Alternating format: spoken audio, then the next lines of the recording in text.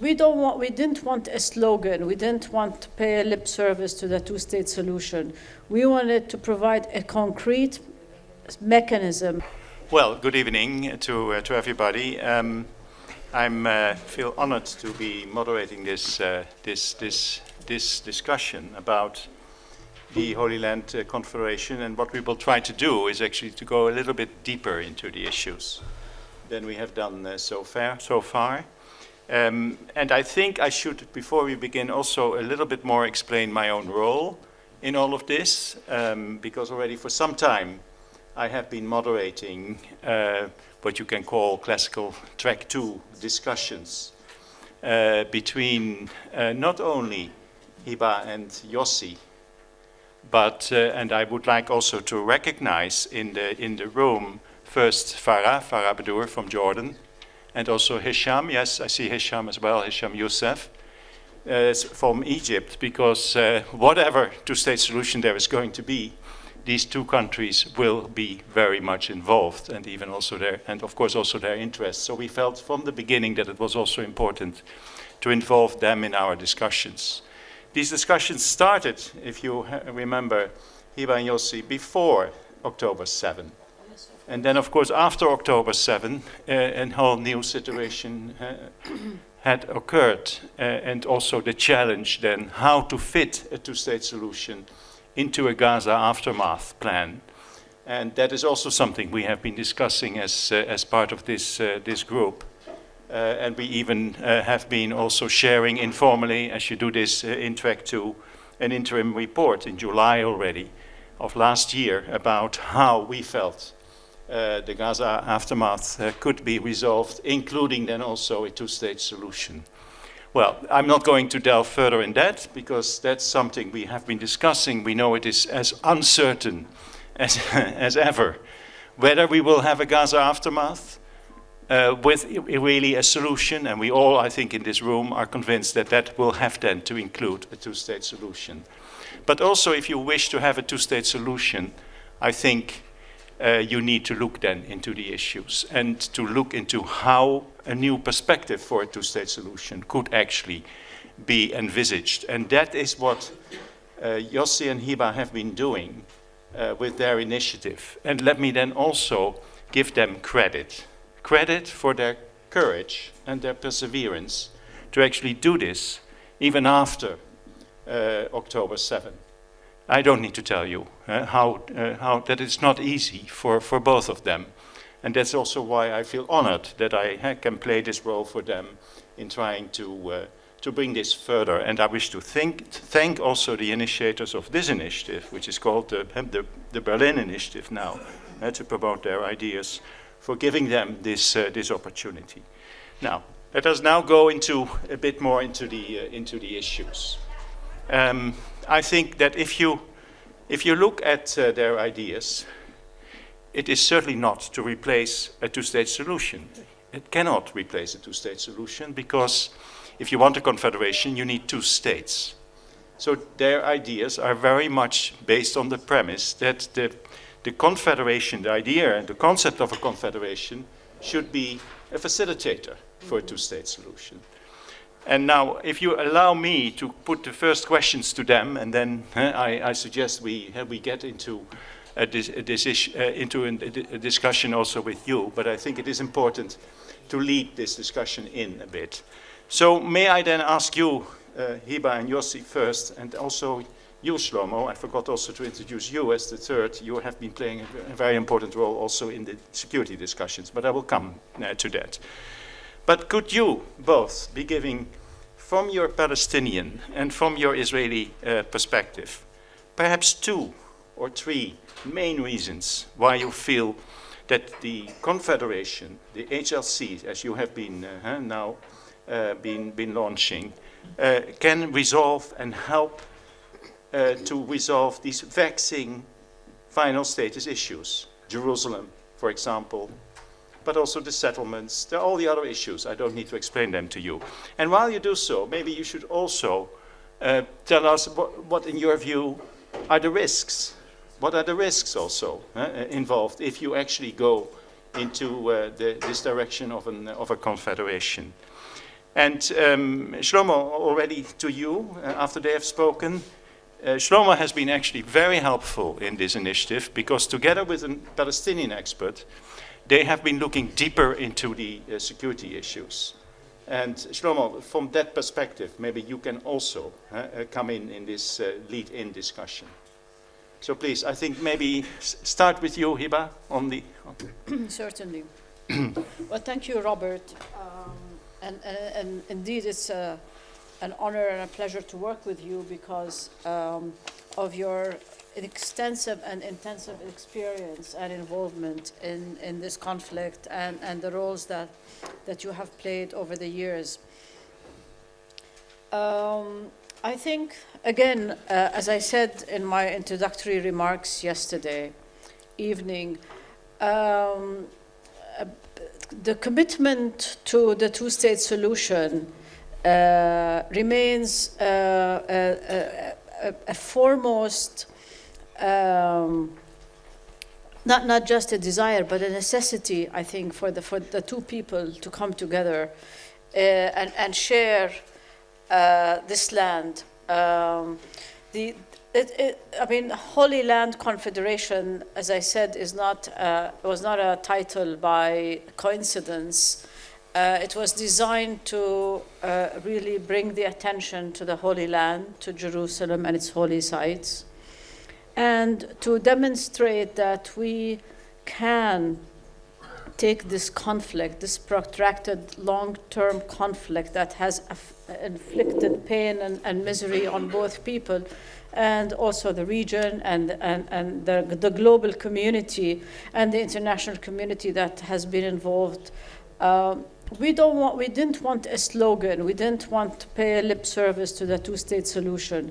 We wanted to provide a concrete mechanism and a strategy to demonstrate to the decision makers that while the classic two-state solution may be complex and vexing and challenging to address because of the various issues that we have discussed, including the settlers and the settlements, and the fact that Israel has annexed East Jerusalem and extended the laws of Israel to East Jerusalem, including the Old City.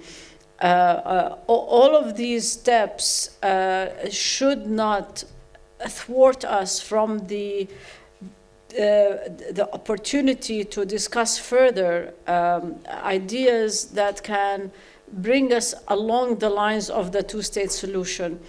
While again, the Oslo agreement was interim in nature, did not define the final framework, left the 5 critical issues open: refugees, settlements and borders, Jerusalem, international relations, and the whole recognition aspect of a Palestinian sovereign state next to Israel, left these issues open.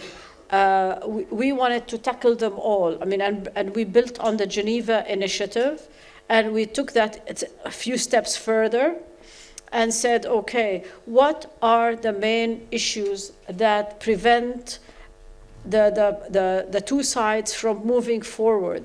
And as Yossi identified, the issue of the settlements, especially the settlers who are driven by ideology and do not want to leave the West Bank in a swap situation, and especially after the Gaza withdrawal, the Israeli withdrawal from the Gaza settlements,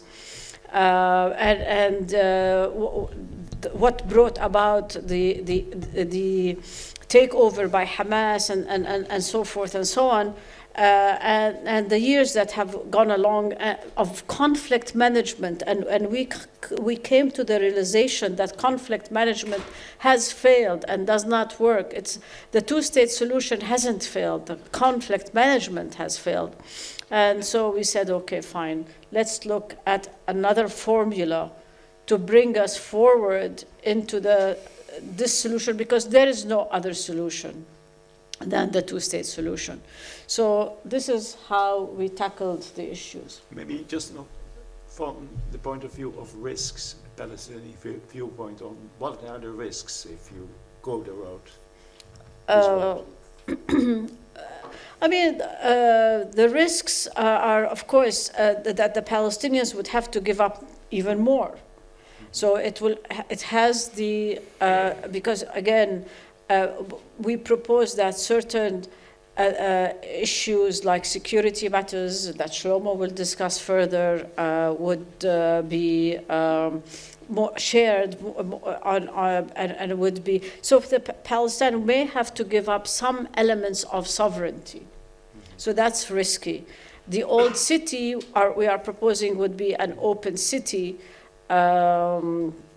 but we will be delineating borders for Jerusalem. So from a Palestinian perspective, the old city is part of the 1967 border. So this is another compromise that the Palestinians have to make vis-a-vis an open city rather than having all of the old city part of the 1967 border, swapping more land, so swapping more blocks, keeping settlers. I mean, there won't be settlers, they would be permanent residents of the state of Palestine. So those are some of the risks and the challenges that we would have to look at and examine. Thank you, Hiba. Thank you so much. Yossi. Yeah. The Israeli fear of some of those people with whom we were talking is that there is no confederation in the world. There were confederations. They either became two states or one state. But they did not remain confederations. And their fear is that we will not be unique. We may have a confederation for a while, and then it may become a one-state solution. So those who are very much against the one-state solution and want to assure that Israel remains Jewish and democratic are afraid that that's something that may happen. We, of course, believe that this is not the case. But if you ask me what are people afraid of, so this is the main reservation. On the Palestinian side, it is very different. On the Palestinian side, there has been a feeling all the years of Mu'ammar Akbira, meaning there is a kind of conspiracy, which stems from the fact that the relationship between Israel and Palestine are not symmetric. By definition, they are not symmetric. Whatever we decide, they will not be symmetric. And so, Oslo, by many people in Palestine, is seen as a pre-plan of Israel to keep the settlements in place, not to withdraw, and make the 5 years something which will go on forever. And this is something which is very difficult to refute, because what is happening with those Palestinians, and it is not malice, but what is happening is that they are taking the reality of today and say, this is what you planned from the beginning. You wanted to have more settlements. You wanted to have more settlers, and so on and so forth. And this is your very, very good planning idea to cover it with 5 years or whatever, but actually you made an interim agreement, something which is there forever. And this is what was a way to annex. So the same feeling I feel with people whom I talk to. There is a general positive attitude among Palestinians to this idea, even more than in Israelis. By the way, those who are very much supporting it more than any other group is the Israeli Arabs or the Israeli Palestinians. They are very supportive because it solves problems for them of identity and whatever. It makes their life easy. So they are very happy with it. But with the the Palestinians, the issue is that it is not a symmetric solution. And you know, we are breaking our heads how to make it more symmetric. For example, we said the same number of Palestinians who would like to live in Israel will be the number of Israeli settlers who would like to remain in Palestine. And it has nothing to do with the solution for the refugees. And still, people say, okay, but at the end of the day, you are having the upper hand. And I don't believe that we can really prevent this feeling, because it doesn't have to be based on facts on the ground. The general feeling is that because Israel is stronger, then they will have to pay for any solution, including the two-state solution. So these are the fears that I'm feeling. Yeah. Thank you, Yossi. Thank you. One of those vexing issues is security, Shlomo. And we have been asking you, together with your Palestinian colleague, to look again into the security chapter of the HLC, and to look for what we could improve there. So I'm you're free to share what you want to share about that also, although this is part of an ongoing project, as I told you, where we hope to facilitate also Hiba and Yossi to come with a new version, actually, of their initiative at the appropriate time. I come to that later, maybe in our discussion. But now over to you, Shlomo. Thank you. Again, also the risks, please. Yes, thank you, Robert. To get to the risk, I want a little bit to talk about the question, why do we need security arrangement in such an agreement? During the years I am engaged in Israeli-Palestinian negotiations and dialogue, sometimes I am asked by different people, isn't peace the guarantor, the real guarantor for security? Why do you need security arrangements? And my answer is, and that will bring us to risks, is yes, that's the reason I am so committed to these negotiations and dialogue. But there are two important questions. The first one is, how do you get to peace? And the second one is, how do you keep it when you have peace? So to get to peace, you have to convince your public and political echelons that it will improve your security and not weaken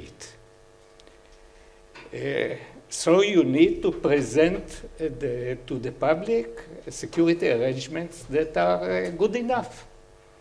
And certainly now, after October 7 and this 1.5 years of war, the Israeli public certainly has to be convinced that it will be secure enough. And the second one is, how do you keep it? And security failures can cause the collapse of peace agreement. And we have the experience of the Oslo process. And I don't think that I have to talk too much about the contribution of the security risks that were, to some extent, the result of this process and their effect on Israeli public opinion and on the present status of Israeli public opinion. So, as Hiba said, we didn't try to reinvent everything. We built on the long history of negotiations, formal negotiations. The most important one was, I think, the negotiation that took place at the time of the Olmert government. And of course, on informal dialogues such as the Geneva Initiative. But what we try to do in the framework of constructing this idea of Israeli-Palestinian Confederation was to ask ourselves two questions. The first one of them, does this idea of confederation, because of the flexibility of the confederation idea, there is no one definition of what exactly is a confederation. And because of the fact that the confederation is based on evolvement. And for me, the best example is the European Union, that is evolving all the time. So if there will be an Israeli-Palestinian confederation, it will evolve. So you can start with certain security arrangements, and then it will evolve. So at the beginning, we don't have a joint military force. The same way the European Union doesn't have a joint military force. But based on the idea of confederation, we can develop more than in other versions of two-state solution, ideas concerning cooperation between the security forces of the two sides, and sometimes even jointness, namely doing some things together, having some joint forces to deal with certain difficult issues. Of course, the one major threat to the ability to implement all these ideas is the level of trust or distrust between the two sides. And we have to take account of the fact that at the beginning there will be relatively a high level of distrust, and you will have to build trust gradually.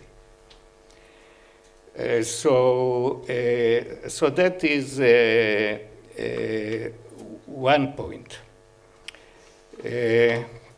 I asked for 2 or 3, not more. Let's go Just to two. other questions. Yeah. Okay. Oh, yes. Sorry. Then I didn't want to cut you off. Okay. No. Please. Not at all. And the second question was, is the framework of a confederation creating new security risks? And it is creating some new security risks. Because one security risk is the security risk that mixed populations create. And it was already mentioned. You know, ex-settlers living in the Palestinian state as permanent residents. On one hand, it's possible that some of them will pose security risk to the new Palestinian state because of their ideology. On the one hand, there will be threats, potential threats aimed at them.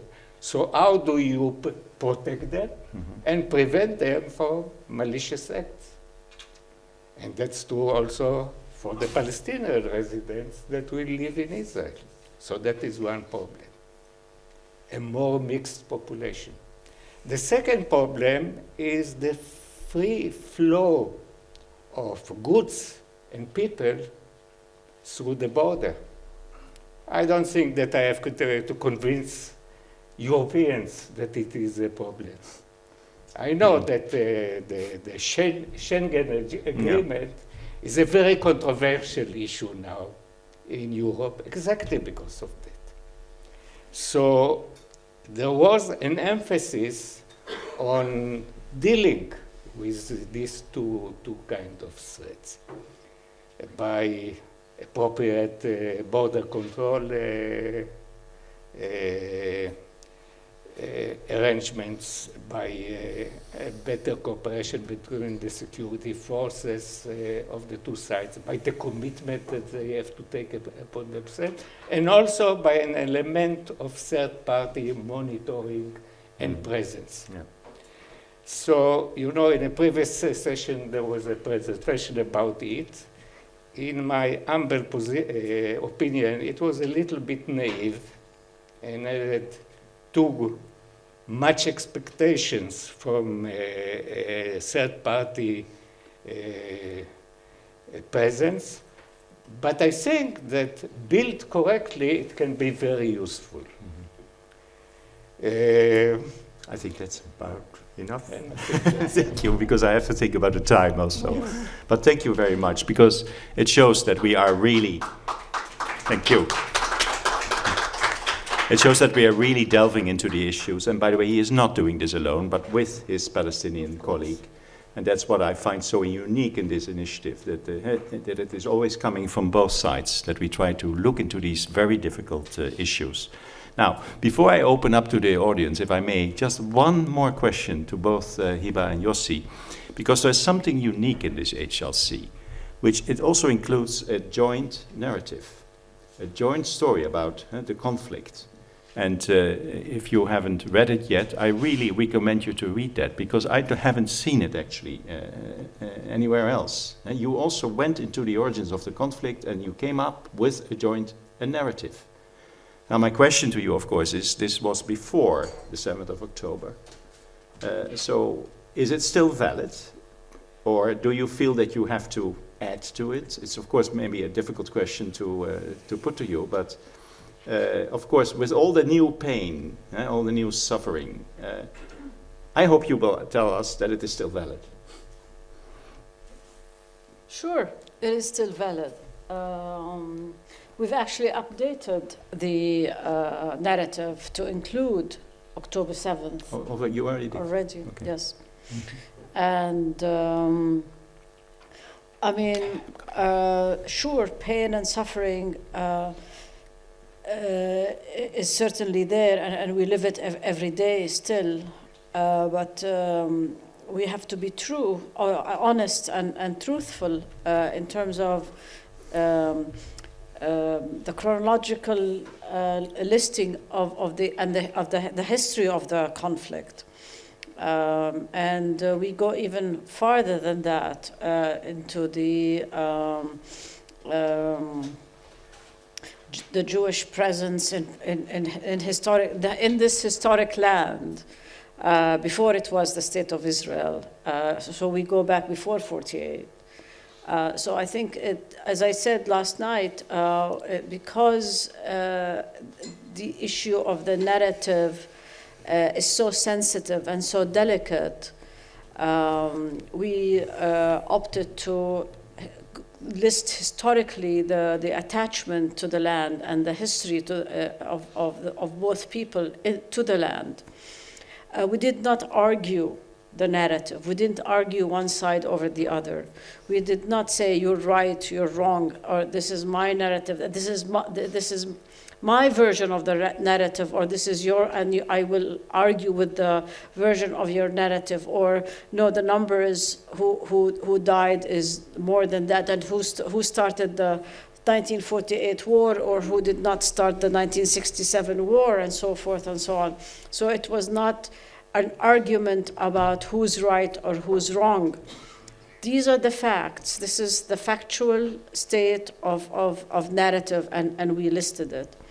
And in that, we had the support of actually two very, very special historians and professors who one of them is Palestinian American, and the other is, and he is actually more than a Palestinian, he's of Greek origin. Yeah. Saliba Sarsar. Saliba Sarsar. He's Greek, Christian, Palestinian, who's in America now, and he's an American citizen. So he's not he doesn't have, but he's also mixed. He doesn't have Arab blood in him. his wife is Palestinian Arab, and so his children are mixed. But he's Greek and Russian, I think, or some. Yeah. He's Yeah, very. yeah, yeah. I mean, just to show that we have. But he's a Palestinian, so we have people of all sorts of ethnicities, and the other is Amnon. No, I'm not dealt with Jerusalem. Yeah, the Jerusalem chapter. Yeah. So, Yossi. Yeah, I mean, after we ended the work on the Geneva Initiative in 2003, there were many people whom I appreciated who said to us, if you don't solve 48 and you are only solving 67, you solve nothing. Meaning, if you don't get to the roots of the conflict, which are 47, although the roots are earlier, and just you deal with the border and how do you divide Jerusalem, this is not a solution of the problem. And I felt that they were right. I mean, that we should work on the roots. So we began to work and search for material. I had a sabbatical in NYU, and I taught the conflict, and I taught the story of the conflict. So, there is nothing better than teaching when you want to learn. So I read whatever I could about the story of the conflict, although I thought that I knew everything. But you never know everything. And I searched for something which is joint. I found only one thing, one book, which puts on the same page the Palestinian story and the Israeli story. I think that it is called Two Sides. It was published about 12 years ago. And I came to a very strange conclusion. If Hiba and myself are asked to write the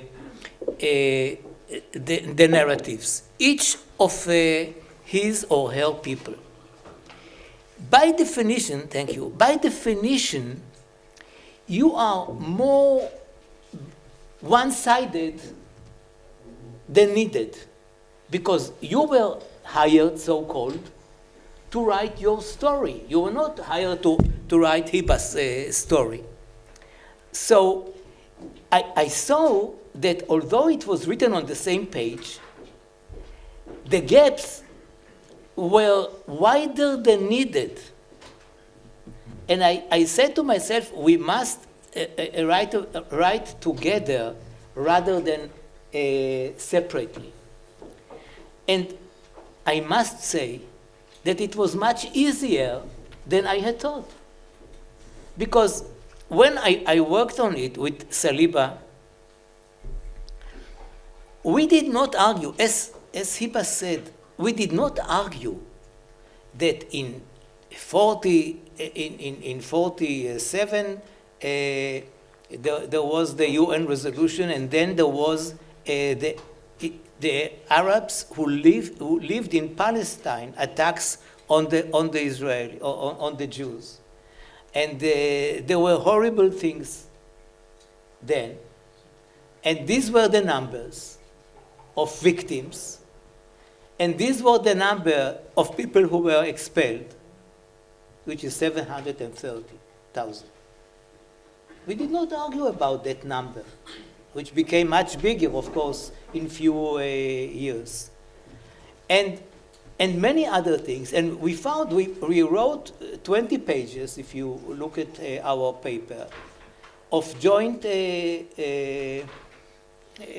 narrative. Here and there were difference of numbers. For example, how many Palestinians participated in the British forces in the Second World War? People know that Jews volunteered to serve in the British Army, but much less about the fact that there were quite many Palestinians, less than the Jews, but quite many Palestinians who participated. So we tried to find the right number in different sources, and we agreed about the number, which was, I believe, 11,000, but I'm not sure that I remember. I think that this was the number. So we found out something which was surprising for both of us. In a short while, few months, we were the first in the world who wrote together the narrative of the enemies. And you don't know who wrote what, because you have 20 pages, and we both did it. So I think that sometimes, I mean, you are afraid of a monster, because at the same time when people say to us, if you don't deal with the sources of the origins of the conflict, you don't do anything, people say to us, don't even touch the narrative. I mean, what you can do, the best thing that you can do is that both sides will tell their narratives. But I think that there was no, it was not efficient. I mean, it would have not done nothing to us. So this is the story of the narrative, and I think that we can be happy with the result. No, thank you. I think it's very important that they were among each other, were setting the record straight, the facts you can agree on. And this is very remarkable also as part of this initiative, because I think it is important. Now I think we should turn to the audience, and I saw already one question here, another question there, and a third question there. I will take all three for the sake of time, and then get back to the panel. Congratulations, really, and you deserve real credit for starting the discussion in a very difficult issue. I'm coming from Bosnia, and I have experience like yours experience, and maybe some, not advices, but experience, so it could be maybe useful for you. First agreement was not complete. It was just that there will be two entities in Bosnia, and not be from the beginning with the clear borders. Then, this is the most sensitive. Borders were decided by the third side. At that time it was US, Russia and Europe together. In your case, the only real force which can make neutral line is, according to my opinion, European Union. Because all the other players not have the same support from both sides. We had our own Jerusalem. That's one city which divided Serb entities on two parts, and for the Bosniak it was exit to the Europe. It was not part of the deal at the beginning. It was later decided, few months, almost a year later. It is district, but not state district. It is condominium of two entities. With the full local authorities of the people from there, but with one additional guy who is acceptable for both sides, who has the right to decide if there is no decision. In Jerusalem there will be, that's someone who is elected by both sides and who has foreigner, who has right to make a final decision if there is no agreement among the players. And you will have a lot of difficulties. If you have Jerusalem like a common city, which street will be in a better condition, which one not. So there could be a very small and big issues which has to be decided. So something like that is also could be a part of a deal. Bosnia is a little bit more than confederation, relatively weak federation.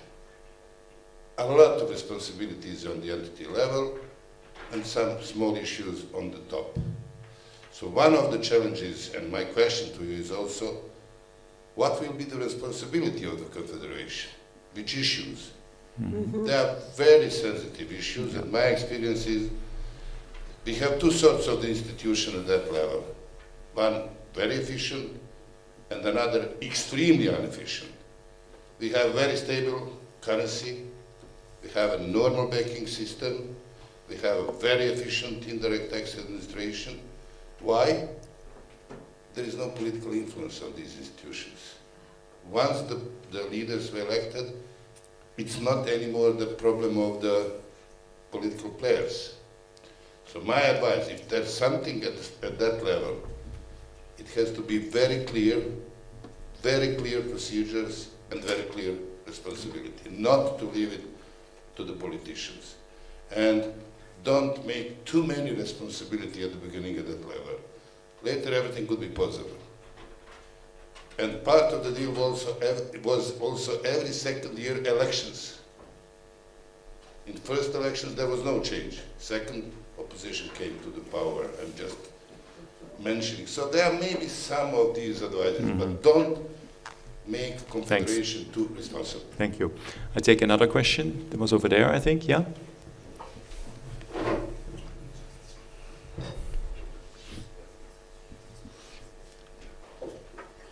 Thank you. I just went out to the bank to face the war with my bag. Anyway, the Bosnians in Bosnia, Serbs, Croats, Bosnians, Muslims, they're living in peace for 30 years, since Dayton agreements.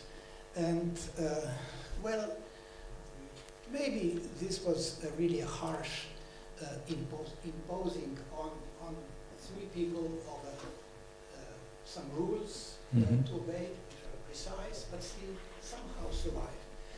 But I would start my question with another.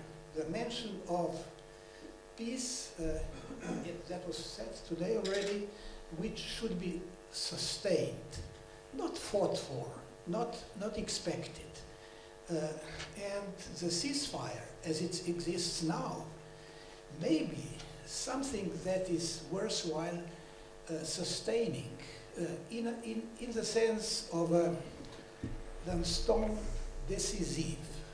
From my pure French, it's a decisive moment.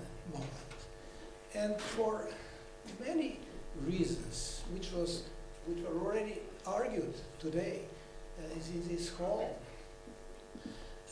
we may, after 2 or 3 years, find out, in retrospect, that the year 25 was a decisive moment in history. After the Second World War, after the end of the Cold War, we had a prolonged... May I ask you what your question is? Because we don't have so much time. Okay. And in this moment, it is also equally important, as it was already stressed, that we have something that we have planned in advance and grab in such a moment.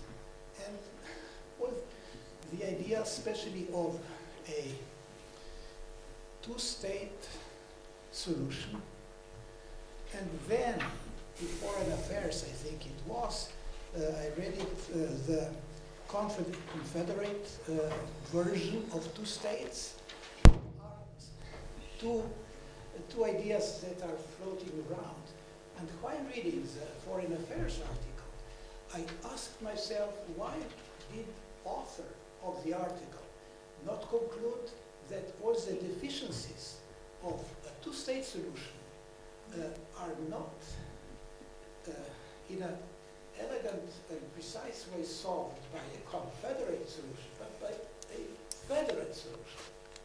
So your question is, why not a federal solution? Okay. So I would ask the panelists, what would they think about, let's say, provocatively titling the state, the nation, which is built, the nation-building process, as United States of, I don't know now. Okay. I think your question is clear. Your question. Thank you. Thank you.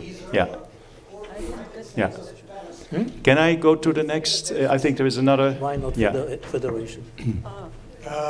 Yeah, dear Yossi and Hiba, just maybe not about the initiative itself, but how did you end up together? How did this initiative born? I mean, how did you know each other? Tell us about the beginning. How did you come up with this idea to have a confederation? Thank you. That's a nice question also. I take one more question there, the gentleman there on the other side. And then maybe if, well, I don't know how much time we actually still have. Yeah? Okay. We are unlimited. Okay. All right. I'll try and keep mine brief. I have a couple of questions.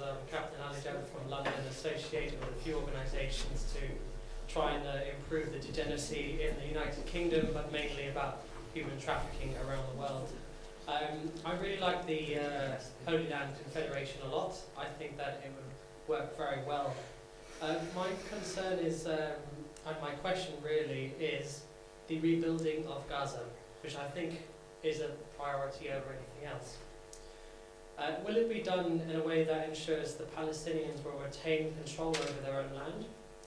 And if it is done, how will it be paid for? As we know, the people of Gaza don't exactly have billions of dollars in their pocket. Are we thinking foreign investors? Are we thinking governments? And if they do that, is it going to be in the form of a loan? Has the HLC actually thought of this?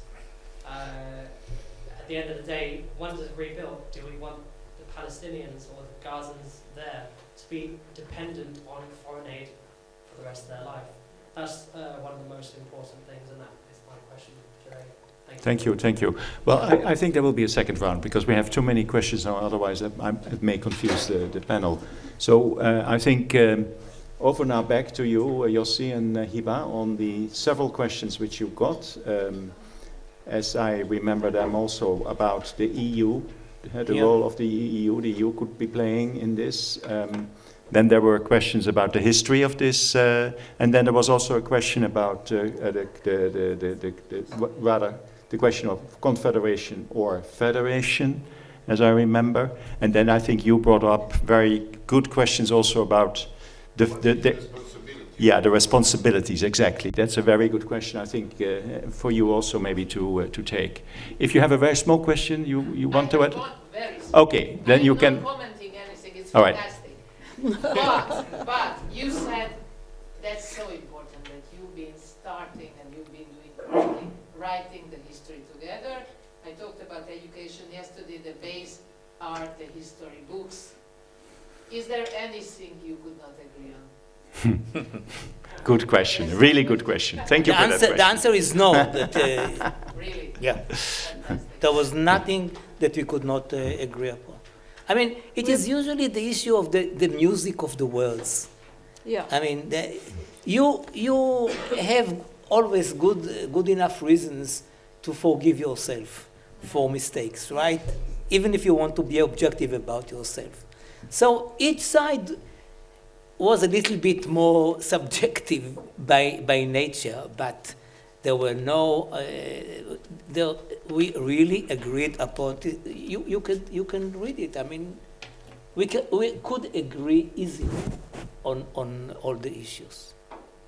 That's fantastic, frankly. Sometimes it is. I mean, I know a lot of perpetrators or terrorists. Which word, you know? For example, there was.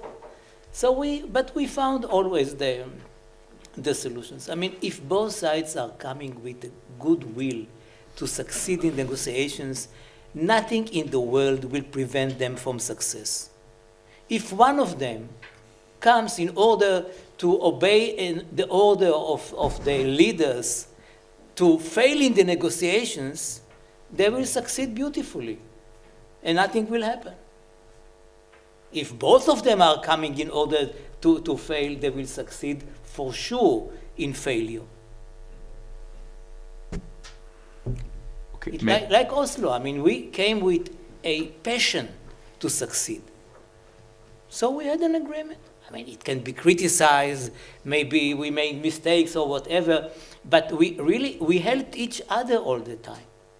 Like, for example, Shlomo, you know, if you go this way, it's fine with me, but you have to be very careful because eventually it may bring you to a huge mistake. And then Shlomo said, you know what, you are right. Okay, I give up, I don't want it. It happened to us many times in the negotiations because we I call it the club of the negotiators.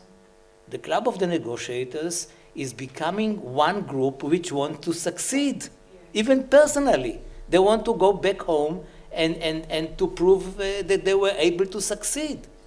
And they begin to negotiate not with each other, but with their leaders to give up on something or to compromise on something because they believe that they can achieve by that something which is more important.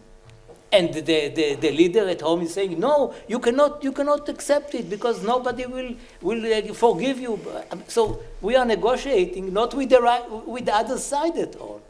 Mm-hmm. And people who were participants in negotiations know it very well. The Club of Negotiators is the book which has not been published yet.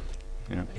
Maybe now to continue this, on the question of the main responsibilities for the Confederation, there was also the question about why not a federation rather than a confederation, and maybe how this all started. Sure. But just to, I mean, in terms of your question, we weren't there to score points, and we weren't there to win over the other.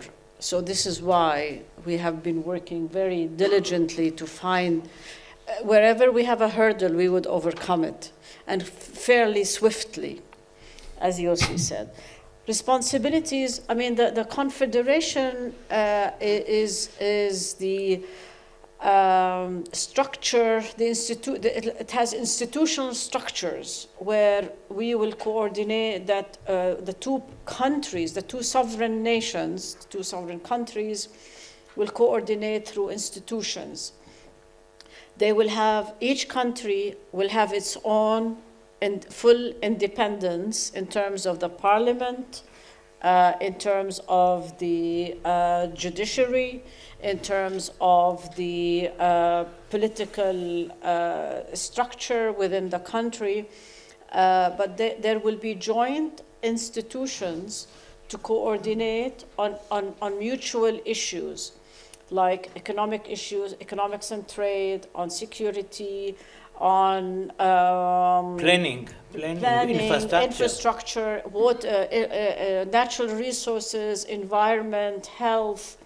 All of these issues would be coordinated. So, because again, we are sharing a very small area, and the natural resources are so, especially the water, aquifers and so forth and so on, and the fact that there will be desalination and on, and the use of technology in economic development, in energy development, in electricity development. So there will be a lot of, the institutions will coordinate very closely together.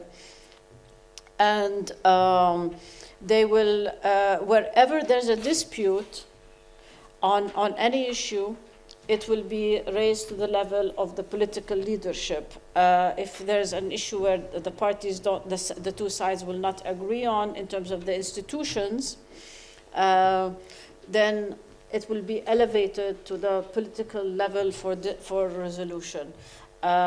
What we also are proposing is a dispute resolution mechanism, which was absent in the Oslo agreements.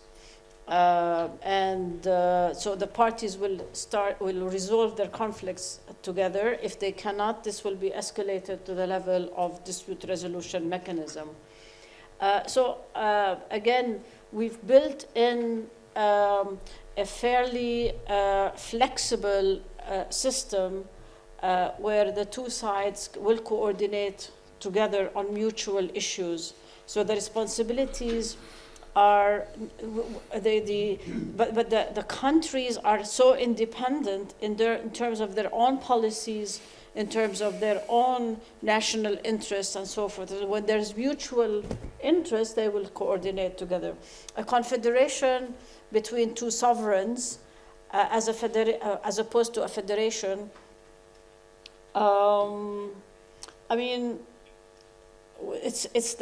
we believe that it would be the better model for us, because a federation also applies to entities that are not sovereign. It's like you can be sovereign in your own little square, but you're not sovereign in terms of your own national policies. So, for example, take the U.S.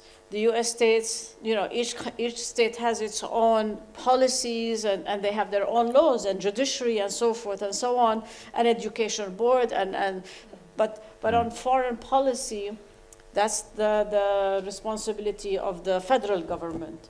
So this is not the situation between Israel and Palestine. Yossi, would you like to add maybe something still on these questions, and then also Shlomo? On this question, it is we are inventing here a structure. As I said, there is no confederation in the world, and we didn't find something that we wanted to copy. We created something which opens the way for both sides to be totally independent. All the functions are there in order for us to coordinate.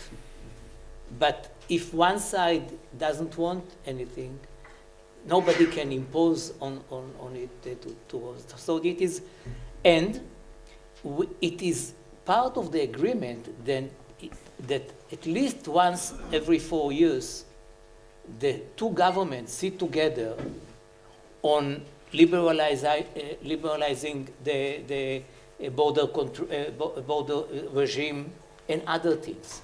So we know in advance that they would like to proceed. But the beginning, also in order not to frighten both sides that we will be dominating or the other side will be dominating, if we don't want something or the Palestinians don't want something, it will not happen. But we have to meet together, and there will be ideas where we can cooperate more. In the first stage, only coordination. And we must have coordination in such a small area. It was really crazy not to have such a coordination when you speak about 6,000 square kilometers. Shlomo? Oh, sorry, you're not finished yet. Huh? Foreign policy, where is foreign policy? Foreign policy is each country. I mean, Each country. nobody will deal with the But each country have to take into account the interest of the others. Yeah. So there is a commitment in the agreement that they will not form alliances with states Against, or yeah, organizations that are hostile to the other one. About the rebuilding Gaza. First of all, Gaza will be part of the Palestinian state. That's it goes without saying. You have the maps there in our booklet. The idea is that it is not part of our book, but that the rehabilitation of Gaza, the rebuilding of Gaza, will be done by the Gulf states, and the ones who will be there, boots on the ground, should be the Palestinians themselves. Maybe not immediately, then later on, but it should be the Palestinian state. Or, I mean, if we go according to our book, then we are negotiating for a month. After a month, Israel, the Palestinian state, we are negotiating for a year, and after, when we finished our negotiations, Israel recognizes the Palestinian state. And then there is another year and a half to establish the Confederation. If in the meantime, in this year and a half, after we signed the agreement, the Palestinians or the Israelis decide that they don't like to have a confederation, then the borders that we were already decided upon in our negotiations will remain the same. And the other arrangements, almost all of them, will remain with or without confederation. So the confederation may be kind of scaffoldings for the Palestinian state, and maybe a structure which will remain in the future. But Gaza is part of it. There is no question, and the idea is that it will be the Gulf states, because they were already ready for it. And the issue of of how did we begin? I don't remember. It was a long time ago. Do you remember? I got a call from you. Ah, okay. This is how it happened. Okay, thank you. And that's history, since it's been history Then you, since. sorry, Shlomo. As I have already said, the Confederation must be an evolving entity. It can evolve into a federation. It can evolve into pure two-state solution. So that is the first reason why it cannot be a federation. The second reason, I think, it is because it will not satisfy the Palestinian urge for self-definition, to have their own state.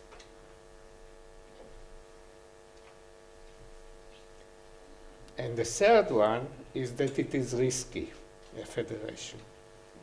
Because a federation can start moving towards a full one-state solution, especially when there is a change in the balance of force between the two parties, because of demographic reasons or others. Thank you. Please, go ahead. What about the region? What about the region? The Confederation has also to consider, let's say, to make it short, the Arabic Palestine member, and the Confederation has also to a certain way to connect. Is it any, I mean, did you think so about it? And by today, for instance, we will see the plan which was addressed in Cairo, which is very detailed. It was the one we were expecting. It's really a real piece as a document and as a plan. How you will consider, I mean, to try to connect, to explain, to fill the gap, to establish relation. Because, I mean, you remember, long time ago, there were some of us trying to just mention, based on what is Europe, that Israel is an Arab country. Geographically, Yeah. culturally, and it will remain forever. If not, we have to go somewhere else. Did you address this issue?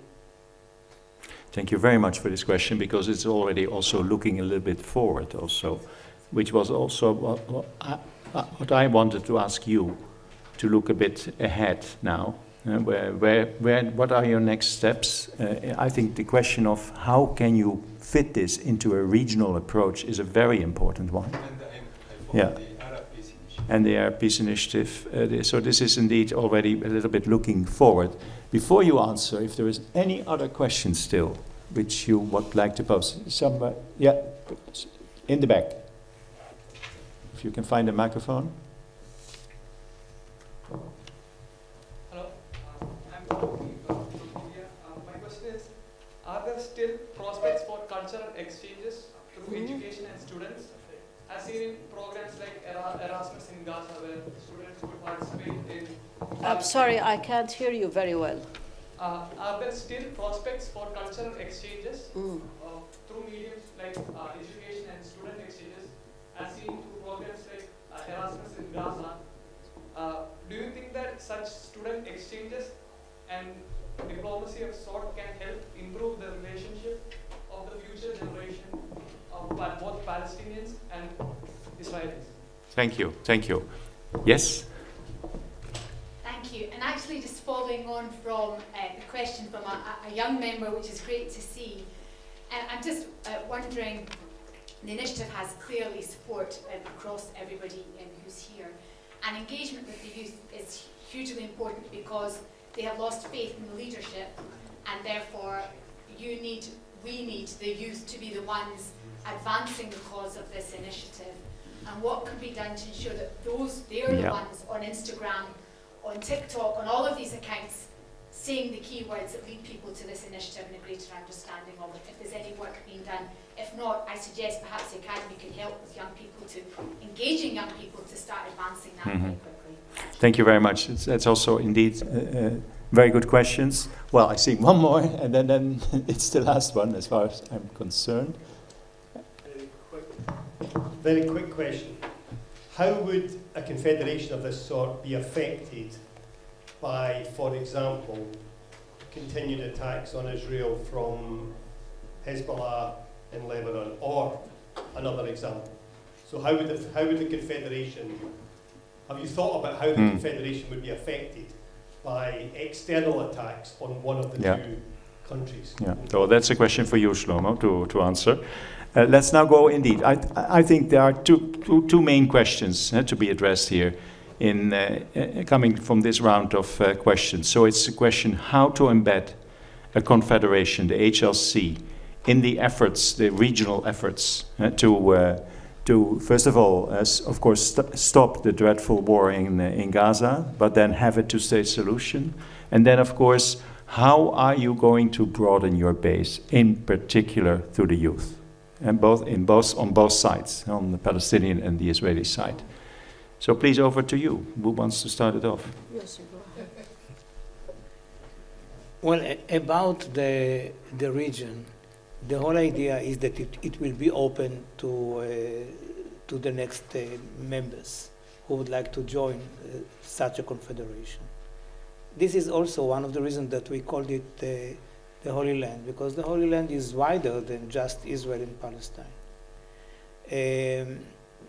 You know, about 150 years ago, I met with Arafat, and we talked about the confederation. And I spoke with him already then about this idea. And he said that it is a good idea, but I forgot another state. I said, you mean Jordan? He said, not necessarily. Syria? He said, no. So who will join the confederation? He said, Lebanon. Lebanon is a country which is ripe for a confederation like that. The fact that Hezbollah is holding it doesn't mean that it should not join at a certain moment such a confederation. And I believe that he was right. Then when I published in 2015 an article in the New York Times about the confederation, I got a very big letter with a stamp, and I opened the letter, and it was a very short one. Yossi, where are we? And the one who signed it was Prince Hassan. So he did not represent Jordan, and in Jordan you have at least two views about such a confederation, especially if it is before or if the Jordanian-Israeli confederation precedes the Israeli-Palestinian one.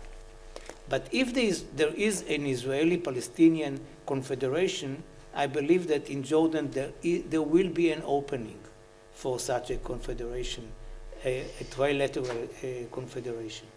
And then, if Hezbollah is really weakening, and the new regime in Beirut believes that it is a good idea, then really why not? That's between us. I mean, if it is tomorrow published, people will say that we are totally crazy. But it is not impossible to think about such a regional structure.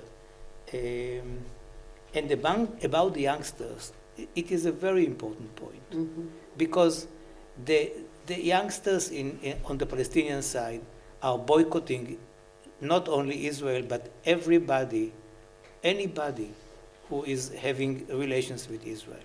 It is impossible to have meetings among youngsters, as it was in the past. Seats of peace and things like this, you don't have it anymore. You don't have it. And it is really a pity. It breaks our hearts. But they are also attacking meetings. If they know that there is, for example, if we are coming to Ramallah and they know in advance, as it happens, that we are coming, we, meaning groups of peaceniks, they are coming and throwing everything. I mean, they sabotage meetings like that. So we have to do it almost internationally. Yeah. If you do it out with and using other countries, youth from other countries. Of course. Could help. Yes, It does yes. help. I know of an initiative in my own country where the youth of the Netherlands are still meeting with, well, I'm not sure that it is still happening, but certainly before October 7 it was happening. Still alive, even more. Yeah. Good. Yeah. Yeah. 2 weeks ago, including people coming from Gaza. Yeah, I know about it, but it is very rare. It is very rare, and people are afraid. I mean, youngsters in Palestine are afraid to meet with our kids. Shlomo, the question Okay. on The question, how do you defend the Confederation? Well, in our work, we strived for the maximum equality and symmetry between the two sides. But we cannot deny that for years there will be still asymmetry between the two sides. Asymmetry in their perceived threats, what is threatening them, and asymmetry in the capabilities. As I said, there will be not a joint military force of the two sides. So at the beginning, it will be the responsibility of the IDF to deal with military threats, external military threats. As the Confederation will evolve, it should change, it might change. But I want also to point at the fact that when discussing this issue, we have to understand that it is a completely new reality. It's a reality of peace and cooperation between Israeli and Palestinians. So what excuse exactly will Hezbollah have to fight with Israel? As well as the Houthis in Lebanon, as well as Iran. It will deny them of their excuses for doing these things. But if they will pose a threat to the Israel, to the Confederation, the IDF will deal with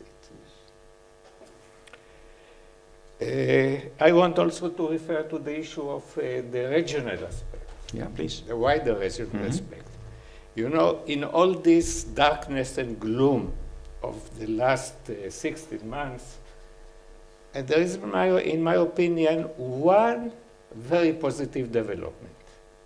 And that is the growing willingness of most of the Arab regional parties to make a contribution and to cooperate on security issues.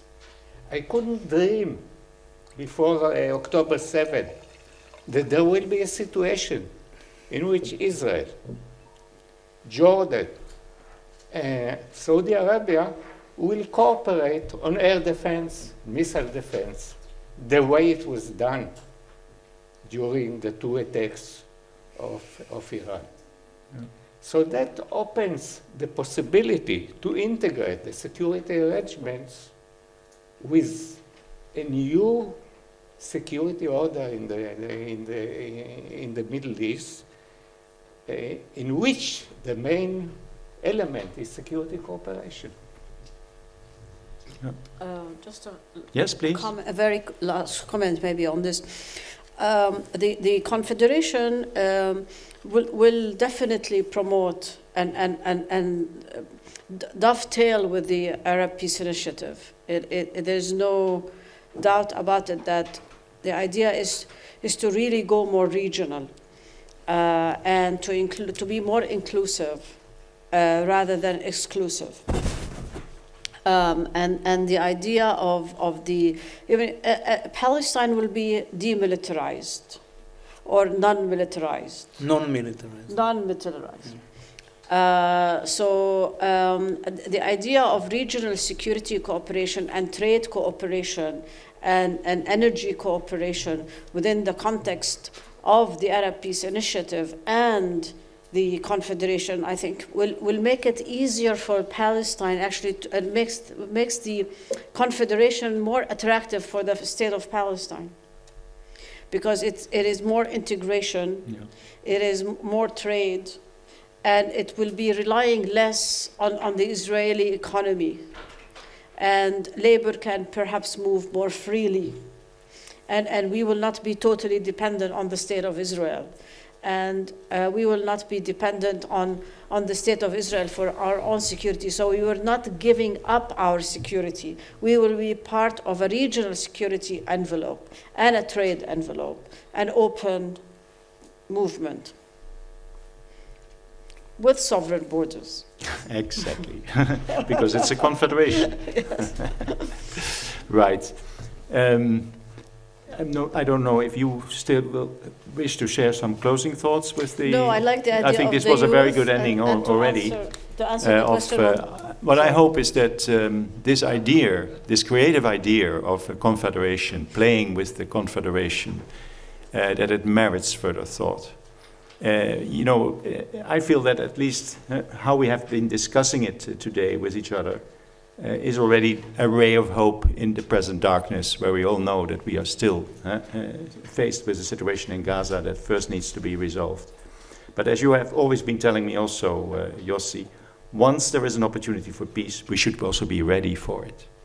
And consider this also as one of those thoughts, one of those concepts, one of those ideas that could help us in order to finally help all people in the region to come to better relations and ultimately peace. So thank you all. Applause for the initiative. And I think it's done. It's time for dinner now, or not?